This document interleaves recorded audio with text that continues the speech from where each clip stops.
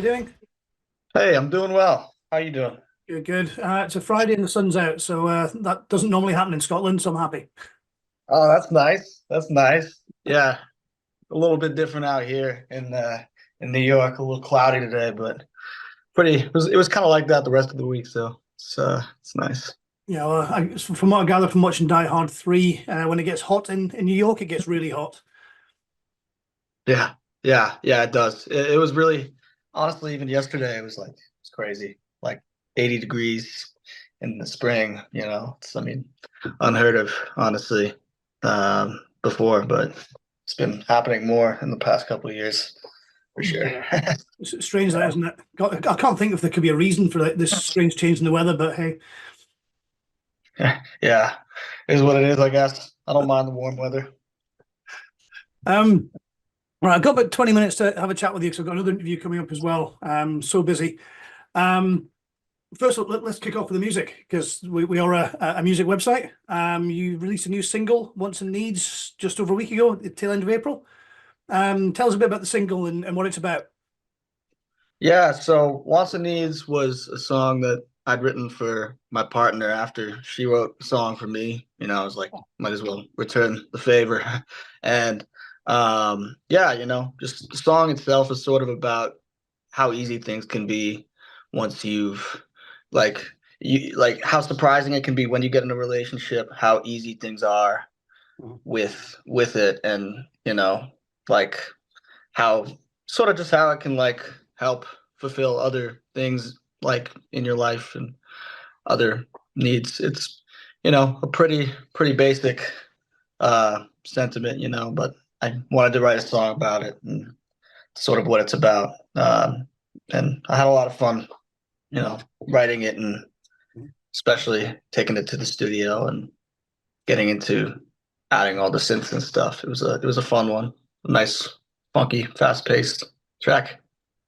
Importantly, did she like it? She did. Yeah, she really liked it. Yeah, she did. No, I tried. I made sure it was. I put extra effort to make sure, that because if she didn't like it, that would be kind of a bummer. Sure. And Yeah. you're bringing that song and the rest of your music over to the UK very shortly, next week. Yes. You got Yep. two shows on, yeah. I've got the dates here, so if anybody is interested, I'll make sure obviously this video is going to go up before then. So the 14th, you are playing at the Star in London, that's in Shoreditch. And on Yes. the 16th, you're playing The Great Escape in Brighton. Yeah. Yeah. Is this your first trip to the UK, or have you been over here before? I have been over to the UK before, in a non-musical capacity. Yeah, just to check it out. But that was a super long time ago, so I don't remember too much from the trip. Like I think I was a lot younger. So in some ways it is kind of a first trip to London, I would say. Like a first trip, as an adult, and actually checking out the music scene and stuff. So super excited to check it out and see how that scene is and everything over there. Have you got any plans other than playing a couple of shows? Are you over here for a while just to do the tourist thing as well? Yeah, yeah, for sure. I mean, I have definitely a few days to kill while I'm out there. I'll be practicing and stuff with my keyboard player a bit for sure, but I also have a friend over there that I'm visiting and as well while I'm at it, because he lives out there. I don't see him too often. So, Mhm. you know, have him show me around or whatever. So show me some cool stuff while I'm out there.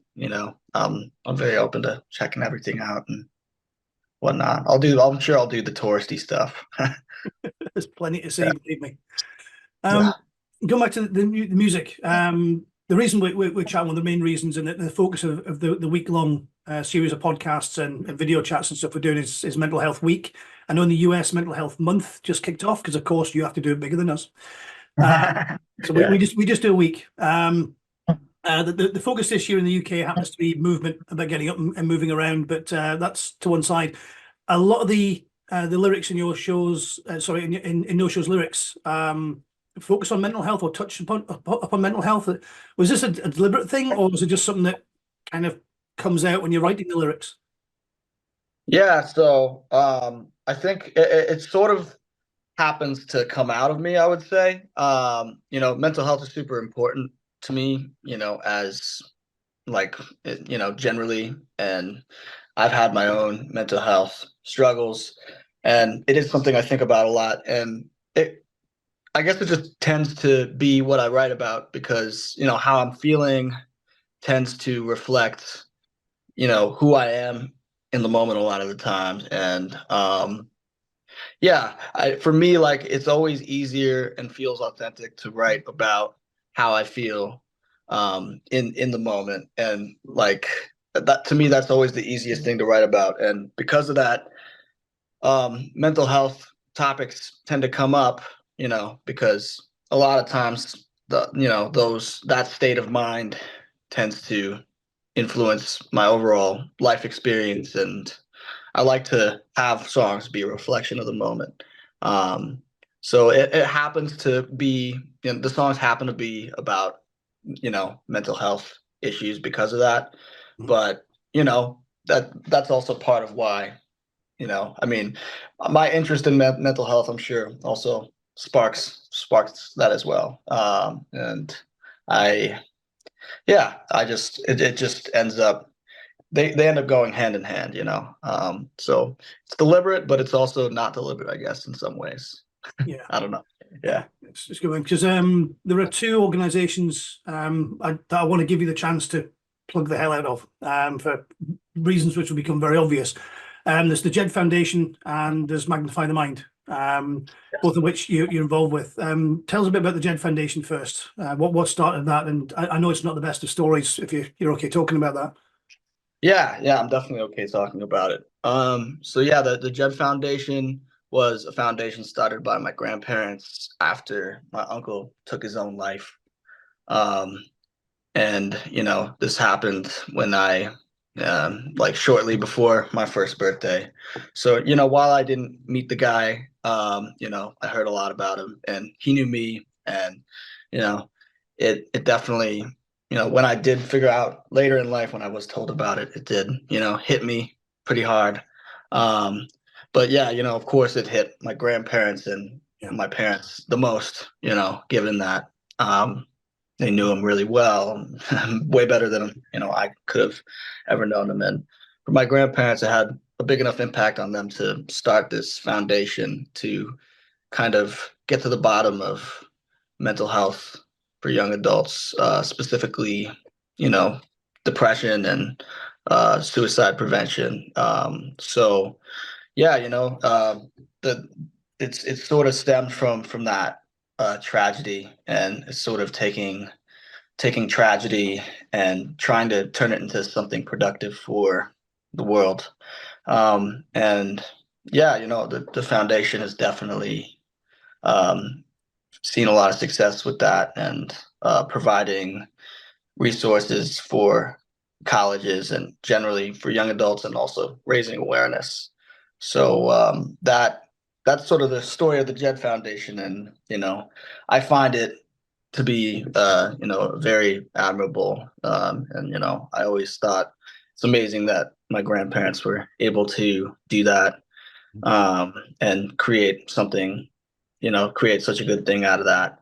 And in a lot of ways that was like an inspiration for me to dive into the whole mental health thing myself. Not only because I myself have dealt with like certain mental health things personally, but also because of my seeing my friends, seeing a lot of other people in the art world. Like, artists tend to struggle with mental health Yeah. A lot compared to other people. And I think part of it is because it's like they're very in touch with their emotions. And I mean, there's a whole lot of reasons why artists could be affected. And I think that that's part of the reason why I wanted to create a community for it, because artists do suffer from it, a lot. But art can also be used to soothe and help uh, like these mental health issues. For a lot of people, music and art in general are things that can really save someone. And the whole idea of magnify the mind is sort of to create a community um, and around that. And the whole idea of it is that we're sort of going to try to put together some pop-up events where artists who advocate for mental health can perform. Yep. People can speak. It doesn't have to be just music. It can be, visual art, all kinds of art. And we're very open in that sense. It does have more of a focus on anxiety because I do feel like anxiety is a mental health thing that doesn't have as much focus necessarily. But of course, the group it's going to be very. I mean, it's very open to all sorts of mental health problems and stuff. So that's sort of the whole idea. Using music to connect people and heal, and that's sort of why I started it. That's fantastic. We've talked to a couple of organisations. There's one that I'll give you a plug. There's one called Heavy Metal Therapy. Again, that fits our genres as well. And they preach basically what you're saying. Very, very similar thing about hanging around with people who've got the same mindset as you, listening to music, using it as an outlet, listening to it to help you deal with things. It sounds like, again, on the same sort of wavelength, only a bit more niche, obviously. And there's also Noisy Minds, I think, is the other one called. I'm trying to remember the name of them. I've got the name up on the board somewhere. And again, we're supposed to be talking to them as well. They promote bringing musicians together to collaborate on projects for the same reason. That creativity can often be an outlet. As you mentioned there, a lot of musicians seem to suffer from mental health issues of various kinds, and there's obviously been the famous ones that we've talked to death on various of these chats as well. Chester Bennington's always the name that comes to mind, being from one of the biggest bands on the planet. But do you find, or do you think that people who maybe suffer from mental health issues are maybe drawn into music as a way of an outlet, or do you think it just so happens that the kind of person who has to deal with this kind of stuff feels that music is a way of helping them to deal with it? That question, it's tough. It's sort of like a chicken or the egg type of thing, in some ways. But I think both are possible, and sometimes both at the same time. Like sometimes it's like, yeah, like somebody has all these feelings, they don't know what to do with them, and they're looking for something to alleviate or express, and art, I guess, happens to be one of the best ways to express yourself, for sure. And I think that's definitely the case for a lot of people. But I'm sure it's also creative minds do tend to maybe have some downsides to them in terms of mental stability, mental health. So yeah, I mean, that is a really interesting question. And I think it's a little bit of both. I'm absolutely sure there are people out there working their way through PhD studying that exact question at the moment. Yeah, exactly. So, I mean, obviously, what you'd be saying, one of the questions I had was do you think that music is a useful tool for promoting good mental health? I think we've pretty much answered that, really, haven't we? In terms of a release, even from a creativity point of view, and from listening to it. There's an artist I'm talking to shortly who's autistic, and his entire focus is on music and autism working together. So, I mean, even people often think of mental health issues and music. They immediately jump to the stories like Chester's and depression and angst and outlet, and sometimes not realizing that music can be used as a tool to help people deal with life on a normal basis as well. So it's nice that music's more than just something to kick back and listen to. I think is maybe the message. No, yeah, totally. It's awesome how music can be both of those things, and it's like and lyrics can connect to people and make them feel like they're not alone, and show that it's sort of like, in a lot of ways, it's like one of the most direct communicate, like art, like in terms of art, it's like one of the most direct communications. You know, you're having this person singing in your ear about something that you've dealt with before, and that can be really great. And you know, even the sound of music itself can be soothing to anxiety. It's, you know, from all angles. It's like the words and the sounds, and it's in some ways that boosts. It's like a, you know, it has that double that effect. You know, the with words and non-words, I guess. So I think that definitely is super important for, you know, and can definitely, it definitely helps with mental health directly, and can be used as such for sure. Mhm. I mean, as somebody who's worked alongside people in the Jed Foundation and your Magnifying the Mind, just as a final question, if you knew somebody who was struggling, or if you want to give advice to somebody who has a friend who's struggling, what advice would you give them? Yeah, so I think the main advice I would give somebody that's struggling is, you know, it might be a little cliche, but don't be afraid to reach out, you know. Don't be Absolutely. afraid to communicate, you know, and whether that's communicating with family or friends, or, you know, I mean, the best thing is, you know, communicating with mental health professionals if you can, you know. I would say for anyone who's struggling, just you know, you know, it takes a lot of, it takes strength to ask for help. You know, it's not, it doesn't make you weak to ask for help. It shows strength and courage to ask for help, and be honest about how you're feeling. And I think that's what I would say to people struggling. Don't be afraid to do that, and you're not alone. And so many people, even though they might not show it on the surface, struggle with the same thing, you know. And so don't be afraid to share how you feel. And I guess that would be my main advice, you know. I guess I like the phrasing there. It takes strength to ask. And again, particularly if you look at the stereotypical male attitude that some people sadly still have, it's, oh, if you're asking for help, if you cry, it means you're weak. It does not. It really does not. Being able to show your emotions and to reach out and ask people for help and admitting that you're struggling is a bloody hard thing to do, especially when you have social barriers like that in your way. So I guess that's a really good message, Max. Thank you. Thank you.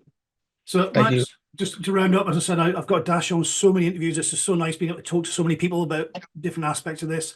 So, as a reminder to everybody, the single's out and it's streaming now, from Noshows, that can be found in all the usual Spotify's and whatevers. And if anybody's kicking around in London towards the beginning of next week, so the 14th, you're at the Star in Shoreditch, and at the Great Escape in Brighton on the 16th. Yes. That's Beautiful. fantastic. I wish you all the best luck, and have a very safe journey over, and enjoy being a tourist for a week or so as well. Thank you. Definitely will do. And yeah, thank you for taking the time to talk to me. Absolutely, our pleasure. All right, definitely. All right. You have a good one. You too. Thanks, Max. Bye-bye. You. Bye.